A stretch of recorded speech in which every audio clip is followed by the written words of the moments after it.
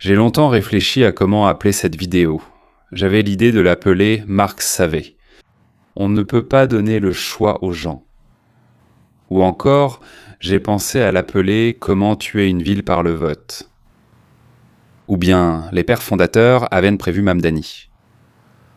J'ai aussi pensé à New York 1997 ou l'effondrement de Mamdani. Mais finalement, j'ai décidé de l'appeler L'île qui est morte de cupidité. Imaginez une petite île, une ville-île, un pays-île. Sur l'île, une seule entreprise finance la moitié des soins médicaux et des retraites, ainsi que tous les soins pour les enfants, les personnes handicapées et la sécurité. Un jour, les habitants de l'île ont décidé que cela ne leur suffisait pas. Et 2 ans plus tard, l'île est morte. C'est une histoire en clé de sol ou en clé de fa. Elle explique tout ce qui se passe actuellement à New York, à San Francisco, à Seattle, à Chicago, et dans des dizaines d'autres villes américaines. Aujourd'hui, je vais vous raconter une histoire, et je vais vous montrer comment exactement les pères fondateurs de l'Amérique l'ont prévu exactement 200 ans à l'avance. Alors, une île. Appelons l'entreprise qui y travaille simplement l'entreprise avec un grand E. Elle produit quelque chose de très nécessaire. Elle emploie 1/4 de tous les habitants actifs de l'île, et elle paie plus d'impôts que tous les autres habitants de l'île réunis. La moitié du budget de l'île vient de l'entreprise. Cet argent finance les hôpitaux, les pensions des personnes âgées, l'aide aux enfants et handicapés, ainsi que la protection des côtes contre les contrebandiers. Tout cela repose sur une seule base fiscale. Et un beau soir, les habitants de l'île se sont réunis en assemblée générale. Et ils ont décidé de voter. Quelqu'un a pris la parole à la tribune et a dit « Regardez, cette entreprise réalise d'énormes bénéfices. Oui, d'énormes bénéfices. Il lui restera quand même beaucoup d'argent, même si nous prenons non pas 50% de ses revenus, comme maintenant, mais 60%, et il n'arrivera rien de grave. Eux, ils sont riches, et nous ne sommes pas riches. » Les habitants de l'île ont décidé que la justice devait triompher. Hourra! Le peuple s'est réjoui, ils ont voté, adopté à l'unanimité. Et alors, ça a commencé. Pendant les premières semaines, rien de visible ne se passait. L'entreprise n'a pas fermé du jour au lendemain. Le déménagement prenait du temps.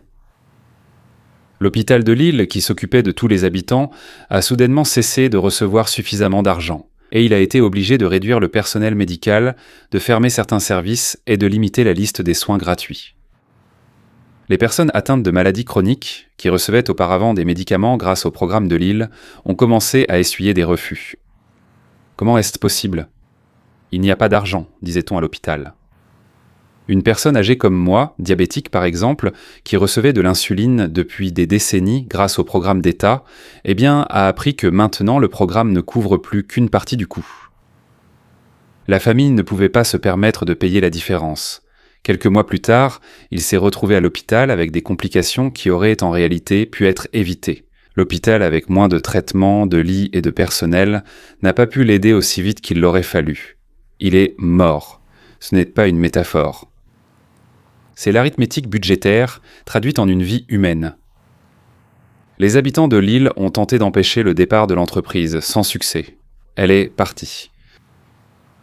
Alors ils se sont précipités vers les autres îles en disant « imposez-leur les mêmes taxes élevées pour qu'ils reviennent, pour qu'ils ne s'enfuient vraiment pas chez vous. » À cela, l'île qui a accueilli la compagnie a répondu « Les gars, mais vous êtes devenus fous. Nous leur avons proposé la moitié de ce qu'ils payaient chez vous et nous sommes heureux. Et ils sont heureux.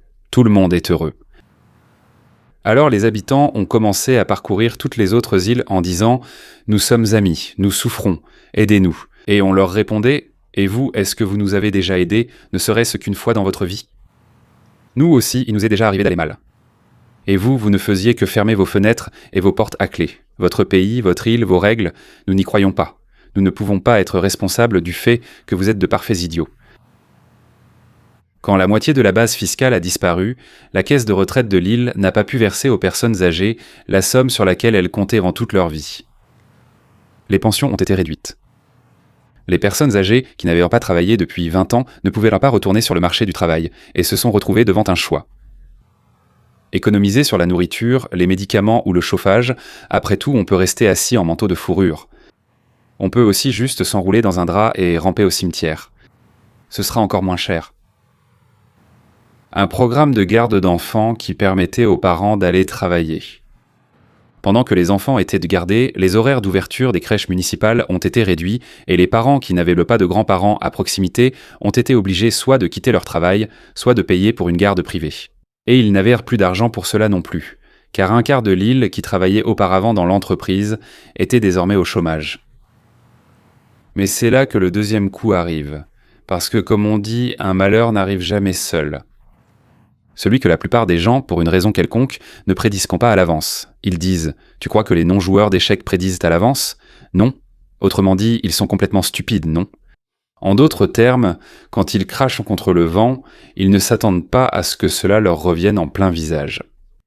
Un quart des habitants actifs de l'île ont perdu leur emploi. En même temps, ce n'est pas comme lorsqu'une seule personne perd son emploi et en cherche un nouveau. Le marché du travail de l'île ne pouvait physiquement pas absorber autant de personnes d'un seul coup. Les magasins, les restaurants, les salons de coiffure, les garages automobiles qui servaient en ces personnes et leurs familles ont commencé à perdre des clients au même rythme. Les gens ont cessé de rénover, repoussant les travaux tous les 4 ans et n'entretiennent plus leurs voitures ni ne les remplacent. Ce qui s'est passé, c'est que lorsque l'île entière, toute la population commence à économiser, un grand nombre d'entreprises font faillite. La petite boulangerie près des portes de l'usine, qui servait depuis 10 ans du café et des viennoiseries aux ouvriers le matin, a fermé. Il ne pouvait pas payer le loyer, ses revenus étaient insuffisants. C'est un effet secondaire que les économistes appellent un multiplicateur. Chaque emploi perdu dans une grande entreprise entraîne la perte de plusieurs emplois dans l'économie environnante, ou une perte partielle de revenus. La valeur des logements sur l'île a commencé à baisser. Oui, vous pensez que c'est bien ? Les personnes qui se sont retrouvées sans revenus ne pouvaient pas payer leur prêt immobilier ou leur loyer. Certains vendaient leur maison à n'importe quel prix, du moment qu'ils pouvaient repartir vers la juridiction où l'entreprise avait déménagé, là où étaient répartis les emplois. Mais tous n'étaient pas encore acceptés. C'est l'étranger après tout. Essaie d'obtenir un visa. Certaines maisons restaient vides. La chute des prix de l'immobilier a frappé les 75 habitants qui avaient encore un emploi. Parce que leur principal atout, la maison, a perdu de la valeur littéralement en 1 an. Et maintenant, il ne reste plus que 75 personnes sur l'île. On leur a dit de ne pas s'inquiéter, que tout irait mieux bientôt et que de nouvelles sources de revenus seraient retrouvées. Les autorités ont tenté d'augmenter les impôts pour les habitants restants. Où trouver des revenus ? Ils peuvent augmenter les impôts, surtout pour les petites entreprises, afin de combler le déficit. Il faut bien trouver l'argent. Les petites entreprises de l'île avaient une marge très faible. Ce sont des petits cafés, des ateliers, des médecins privés, des avocats. Face à la hausse des impôts, certains ont jugé plus avantageux de déplacer leur activité sur l'île voisine. Là-bas, la charge fiscale était restée la même. Ceux qui ont pu partir sont partis. Il ne s'agissait pas seulement des gros acteurs. Les petits ont aussi commencé à partir. 3 ans plus tard, l'île, autrefois connue dans la région comme un État stable et prospère, est devenue un exemple pour tous les pays voisins. Un exemple de ce qu'il ne faut surtout pas faire. Il ne faut pas augmenter les impôts des entreprises. Les investisseurs qui envisageaient d'ouvrir des terres, de nouvelles entreprises, ont maintenant vu un précédent. Hop, l'île a imposé. Il a juste changé ça. Il a changé les règles du jeu et imposé des taxes supplémentaires à un gros contribuable. Celui-ci est parti. La confiance dans la stabilité de la politique fiscale de l'île a été détruite. Et la confiance prend beaucoup plus de temps à se rétablir qu'à se détruire. Voici le résultat en une seule phrase. L'île a choisi d'X% d'impôts supplémentaires au lieu des 100% d'impôts existants et elle a obtenu 0. Au lieu de quoi ? Au lieu de 60. C'est ce qu'on appelle une courbe. La courbe de l'affaire. Et ce n'est pas seulement en théorie. Elle a littéralement fonctionné sur cette île, avec des noms précis, des hôpitaux précis, des personnes âgées bien réelles sans insuline. Si ça vous intéresse, regardez sur Internet. La courbe de la Fèvre avec 2 F. Et maintenant, attention. La suite sera la plus intéressante. Et je vais vous expliquer pourquoi cette histoire de l'île est directement liée à ce qui se passe en ce moment dans l'une des villes les plus célèbres du monde. Et pourquoi les personnes qui ont récemment déménagé là-bas depuis l'ex-Union soviétique doivent le savoir avant tout le monde. Ils doivent le ressentir, comprendre la situation. Parlons maintenant de Marx, Lénine et de la possibilité de fuir. Karl Marx comprenait parfaitement une chose que beaucoup oublient aujourd'hui. Il pensait qu'il était impossible de construire le socialisme dans un seul pays pris isolément. La logique est très simple. Si un pays construit le socialisme et que le capitalisme subsiste dans le pays voisin, les gens qui ont la moindre possibilité de fuir iront là où la vie est la meilleure. Et où la vie est-elle meilleure? Sous le capitalisme. Le capital partira aussi. C'est pourquoi Marx insistait. La révolution devait avoir lieu simultanément dans le monde entier afin que les gens n'aient physiquement aucune alternative. Il ne resterait plus d'endroit où fuir. Lénine a résolu ce problème autrement, de manière beaucoup plus pratique et beaucoup plus dure. Si une révolution mondiale simultanée est impossible, il suffit de fermer les frontières. Du fil de fer barbelé le long de la frontière, des gardes-frontières, et le fait d'être abattu en cas de tentative de franchissement de la frontière. Si une personne ne peut pas physiquement s'enfuir et ne peut même pas savoir comment on vit de l'autre côté de la frontière, elle n'a aucune comparaison, aucune alternative. Et avec le temps, il cessera même de rêver d'une autre vie. Parallèlement, la propagande fonctionne. Des histoires sur les horreurs qui se passent là-bas, chez eux. Et en Amérique, c'est particulièrement horrible ce qui s'y passe. Tout est en train de pourrir. Ça pourrit, ça pourrit, ça pourrit. Pour que ceux qui sont restés n'aient même pas envie de vérifier si c'est vrai. Voilà tout l'essentiel. Tout système qui vit en s'appropriant les biens d'autrui, sous le slogan ou les slogans de la justice, le socialisme le fait, le fascisme le fait, le communisme aussi, la différence n'est qu'une question de terminologie. Il est nécessaire que les victimes de cette spoliation n'aient pas de voie de sortie. Si les gens peuvent partir, ils partiront. Le système ne survivra pas. S'ils ne peuvent partir, le système peut durer indéfiniment, car les opposants sont emprisonnés ou fusillés. Nous le savons, n'est-ce pas? Les autres finissent par s'habituer. Mais qu'ont inventé les pères fondateurs des États-Unis d'Amérique? Dieu merci, nous vivons en Amérique. Et les pères fondateurs ont justement imaginé et anticipé ce problème. 2 siècles avant que cela ne devienne vraiment d'actualité. Ils ont construit un pays, pas comme un tout unifié avec un seul ensemble de lois, mais comme une fédération composée de nombreux États, chacun d'eux conservant le droit d'établir ses propres impôts, ses propres règles, ses propres lois.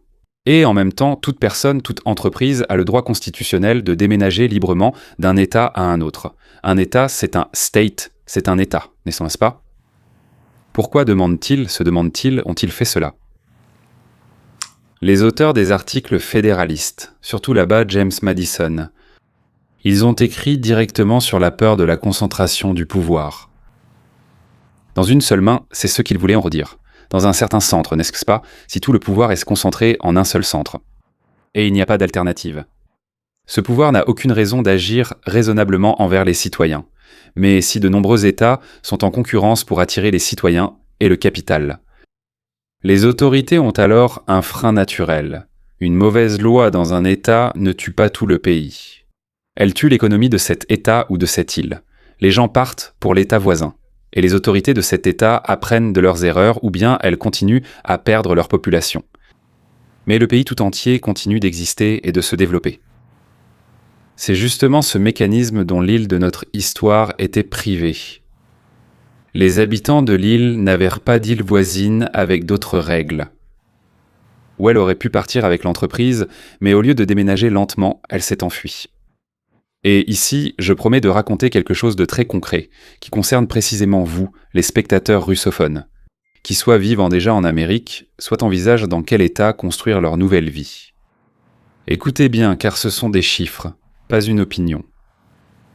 L'histoire de l'île que je vous ai racontée n'est pas une abstraction, c'est pratiquement une description exacte de ce qui se passe à New York en ce moment. Moins de 1% des contribuables de New York fournissent environ un tiers de toutes les recettes de l'impôt sur le revenu de la ville, enfin de l'impôt sur le revenu. Eh bien, c'est pratiquement ce que j'ai dit. J'ai juste pris une entreprise comme exemple et 50% pour que ce soit plus facile à comprendre, d'accord ? Ici, il s'agit du fait qu'1% de la population fournit plus d'un tiers de l'impôt, c'est-à-dire du budget de la ville. Le secteur financier représente environ 1/5 de tous les impôts. Selon la décision de l'État, il y a une concentration sur une seule industrie, ce que personne d'autre n'a. Une grande ville du pays. Le secteur financier.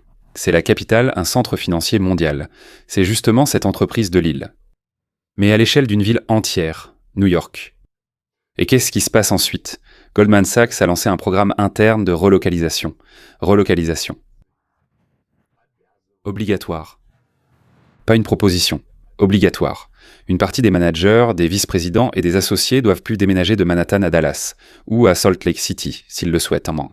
Avec une formulation directe, déménager ou chercher un autre emploi. Un nouveau campus est en construction à Dallas, couvrant 800 000 pieds carrés conçus pour 5 000 employés. Il ouvrira en 2027. Morgan Chase.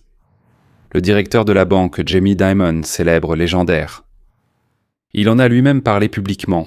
Le nombre d'employés à New York a diminué. Il y en avait 30 000.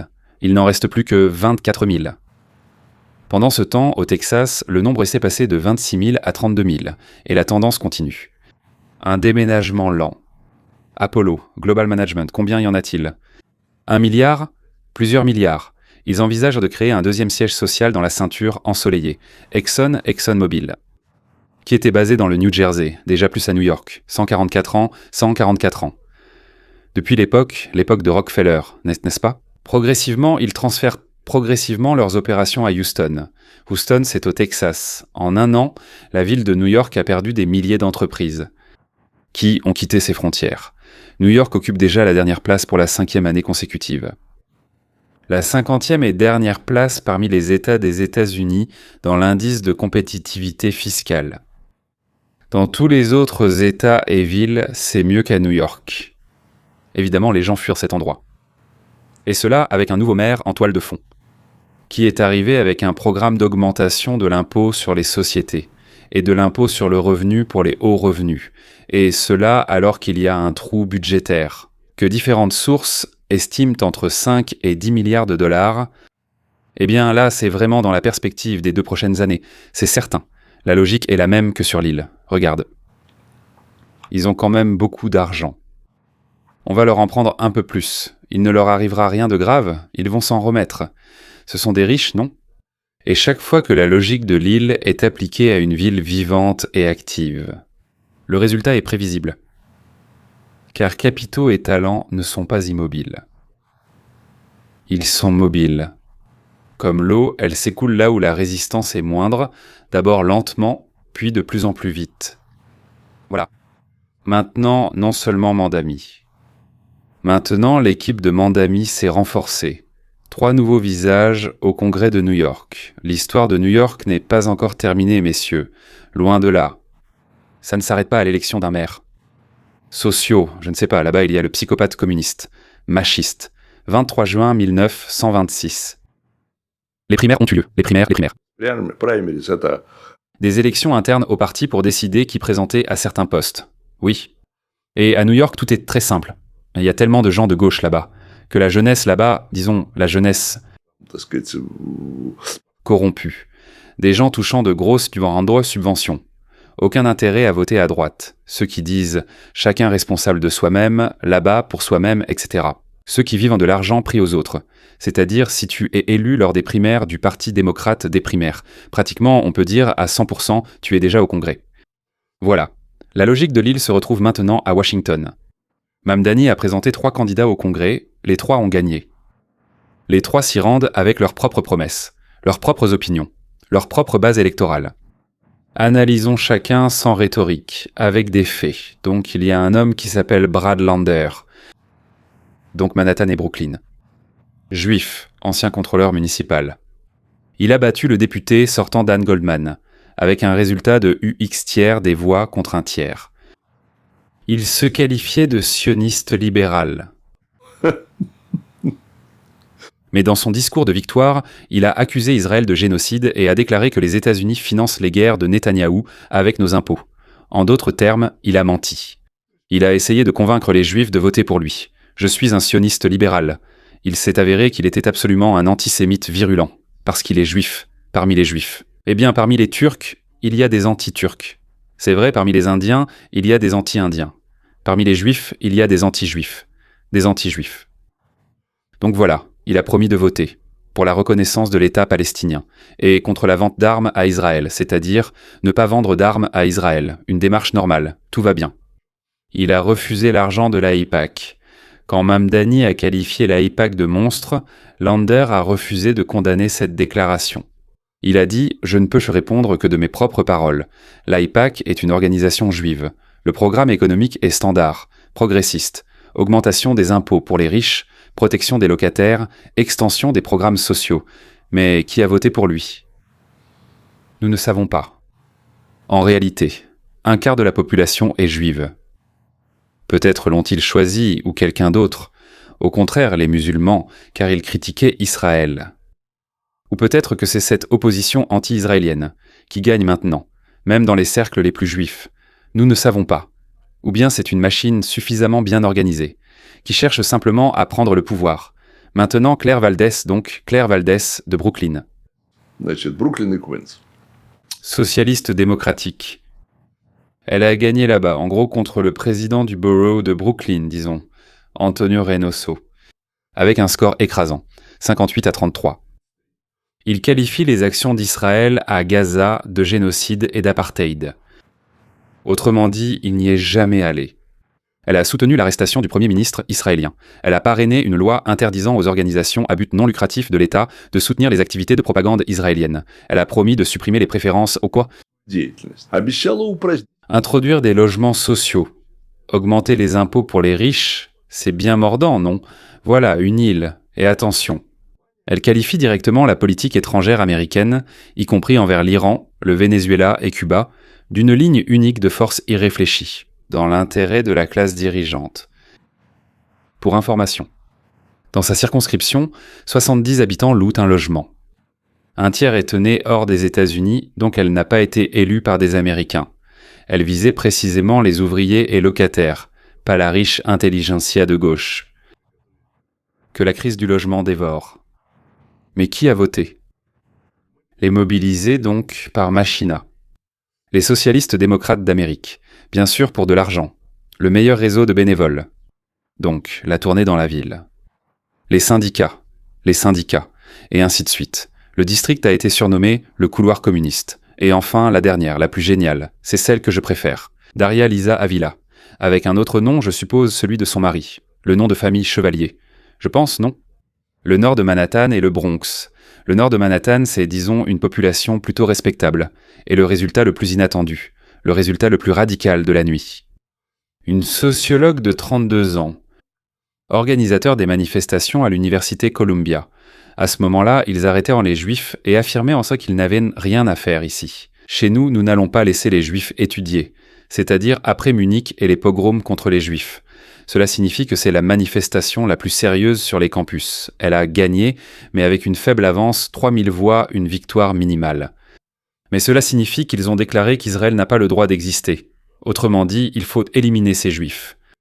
Le lendemain de l'attaque du Hamas, c'était le 7 octobre 2023, elle a participé au rassemblement. Elle n'a pas condamné. Cette attaque et le meurtre d'Israéliens étaient célébrés comme une fête, lorsqu'une organisation progressiste, les démocrates de Brodov, lui a demandé lors d'une réunion si elle condamnait cette attaque. Elle a simplement refusé. Elle a refusé de répondre à cela. Et au lieu de répondre, elle a dit qu'il fallait attaquer Israël. Elle a promis d'abolir donc la police.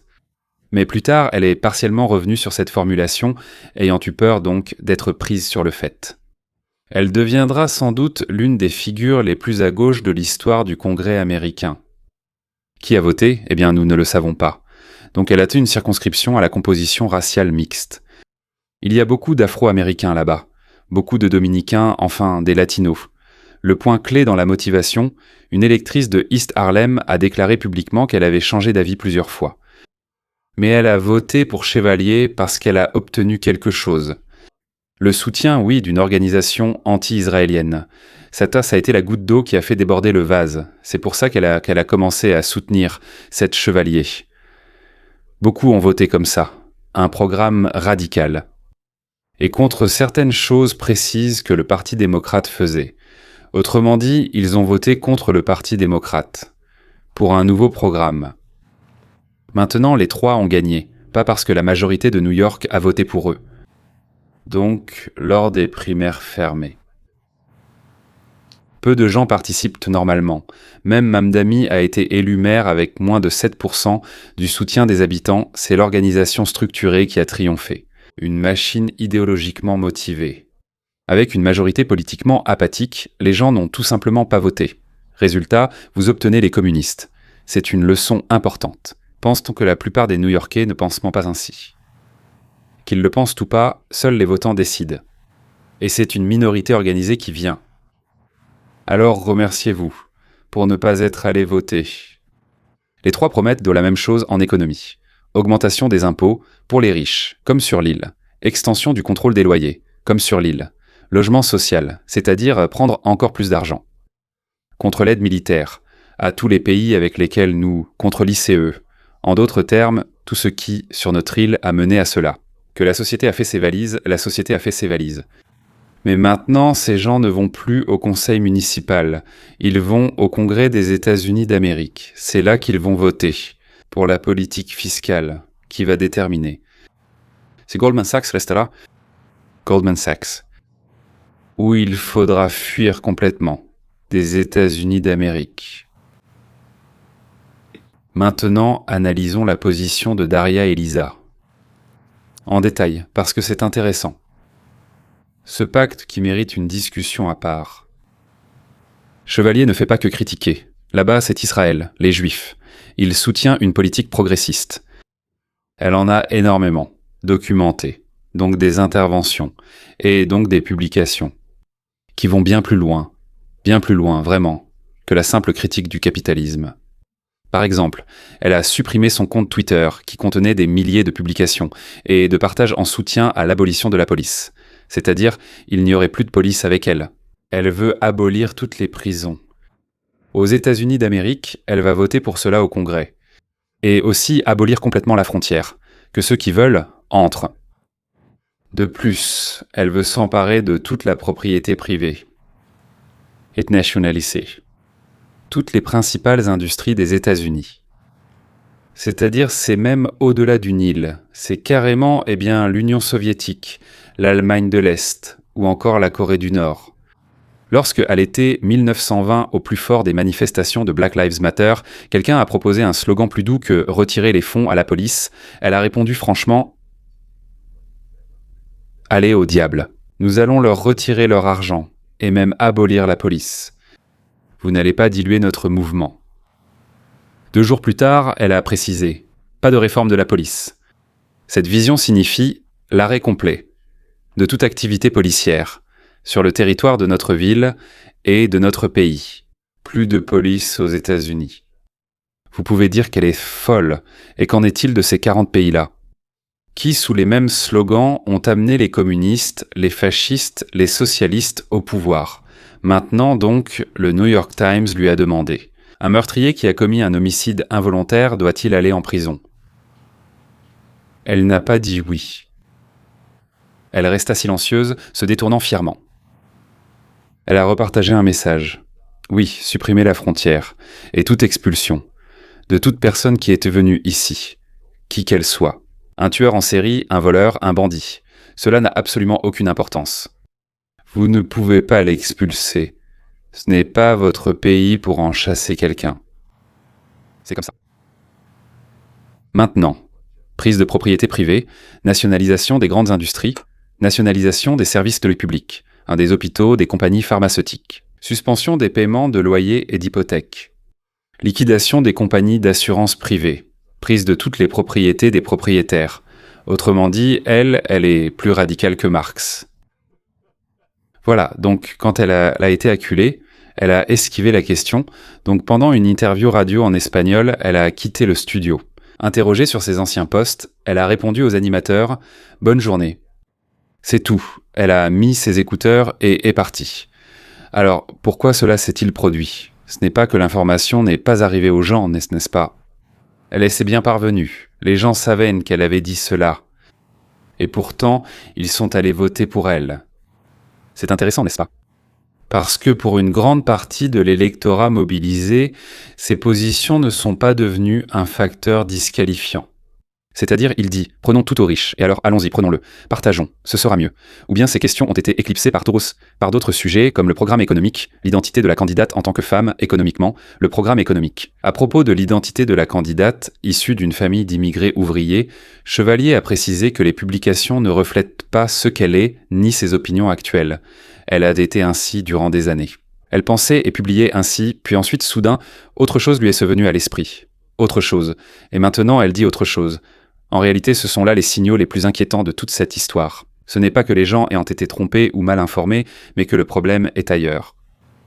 Mais que pour une partie de la culture, l'appel à l'abolition des prisons n'est pas un signe que la personne a perdu la raison. L'abolition de la police et des frontières n'est plus forcément un signal d'alarme. C'est-à-dire, ils disent « Eh bien oui, elle veut abolir la police. Eh bien oui, et peut-être que c'est bien aussi, non ? Donc, la population est très intelligente. Oui. La décision a été prise non pas malgré la connaissance, mais en toute connaissance de cause, et cela change toutes les évaluations de ce qui se passe. Ce n'est pas un problème d'information, c'est un déplacement des cadres moraux à l'intérieur d'une certaine sous-culture politique. Affirmer que l'éducation cause la perte de la capacité à penser reviendrait à ignorer les facultés d'ingénierie, de médecine, d'économie, de droit et de sciences naturelles. Des mêmes collèges américains, non ? Où y a-t-il un tel changement ? Je ne sais tout simplement pas s'il y en a là-bas ou non. Il est possible qu'il y en ait. Le problème n'est pas l'éducation en général, mais le climat idéologique des départements de sciences humaines et sociales. Les ingénieurs de Stanford et un sociologue de l'université Columbia, tous formés dans des universités américaines, évoluent cependant dans des environnements idéologiques très différents. Donc une formulation plus précise de la pensée, expliquant pourquoi cela se produit, serait la suivante. Les facultés de sciences humaines et sociales des universités américaines et sûrement aussi européennes. Au cours des 15 à 20 dernières années, ont créé une monoculture idéologique où la pensée critique à l'égard de leurs propres dogmes, et non la pensée en général, est réprimée par le conformisme et la pression sociale. Ce n'est pas l'éducation qui tue la pensée, mais c'est le conformisme ainsi que la pression sociale et visuelle qui l'étouffe. Ce n'est pas l'éducation qui tue la pensée, mais c'est le système créé dans l'enseignement américain et européen, selon laquelle aujourd'hui, tout l'apprentissage des enfants, des adolescents et des jeunes, de la maternelle jusqu'à l'université, est organisé de telle sorte que, écoutez bien maintenant, car je vais dire quelque chose d'important, précisément de façon à priver complètement l'étudiant de la capacité et du désir de penser par lui-même et ainsi de modifier son cerveau, afin qu'il agisse contre ses propres intérêts, mais conformément à ce qui est dicté par ceux qui dirigent le pays et le monde vers un paradis de souris. Eh bien, avançons vers la conclusion. Voilà la différence entre l'île de notre histoire et l'Amérique. L'île n'a pas offert à l'entreprise d'alternative au sein d'un même système. L'entreprise n'avait qu'une seule option, quitter complètement l'état de l'île. Ce fut une catastrophe pour tous. En Amérique, si une ville ou un État choisit la politique de l'île, habitants et entreprises peuvent simplement déménager dans un autre État, sans perdre ni leur citoyenneté, ni leurs liens, ni leur appartenance à ce grand pays, construit de manière à ce que la concurrence et la juridiction protègent les gens contre la concentration du pouvoir. C'est ce qu'on appelle voter avec ses pieds. C'est justement le mécanisme même que Karl Marx rêvait de détruire par la Révolution mondiale, et que Lénine voulait éliminer avec du fil de fer barbelé. En Amérique, cela est inscrit dans la Constitution, dans l'architecture même du pays, comme une protection et non comme une menace. Et c'est pourquoi la réponse à la question « Que doivent faire les habitants d'une ville où l'on applique la logique de l'île ?» La réponse est très simple et, Dieu merci, porteuse d'espoir. Vous, contrairement aux habitants de cette île, vous avez un endroit où aller. Il y a Dallas, il y a Salt Lake City, il y a Houston, il y a la Floride. Il y a des dizaines d'États qui sont en concurrence pour vous, pour votre travail, pour votre entreprise, en baissant les impôts, en réduisant les réglementations, justement parce qu'ils veulent que vous que vous les choisissiez. Si vous commencez à vivre ici, vous avez plus de choix que nous à votre arrivée. Construisez votre vie ainsi. Et construisez votre vie là où elle est appréciée, et non là où on compte la taxer jusqu'à ce que vous partiez, jusqu'à ce qu'on vous pousse dehors. L'Amérique vous a donné ce choix non pas par hasard, il a été spécialement inscrit dans la Constitution. Des gens qui, il y a 200 ans, comprenaient déjà ce que certains maires aujourd'hui ne peuvent pas comprendre ou refusent de comprendre. C'est précisément pour cela que, malgré tout ce qui se passe dans certaines villes, l'Amérique, en tant que pays, possède un mécanisme d'autorégulation intégré, que n'a jamais eu aucun système socialiste ou fasciste. C'est la même chose dans l'histoire. C'est la raison d'être optimiste, même lorsque les gros titres semblent inquiétants. Si cela vous intéresse, mesdames et messieurs, cette vidéo, alors rejoignez ma chaîne Telegram. Là-bas, j'analyse de telles histoires plus rapidement que je n'ai le temps de tourner une vidéo complète. Et aussi de courtes notes d'auteur, n'oubliez pas de liker la chaîne et la vidéo. C'est tout pour aujourd'hui. À très bientôt.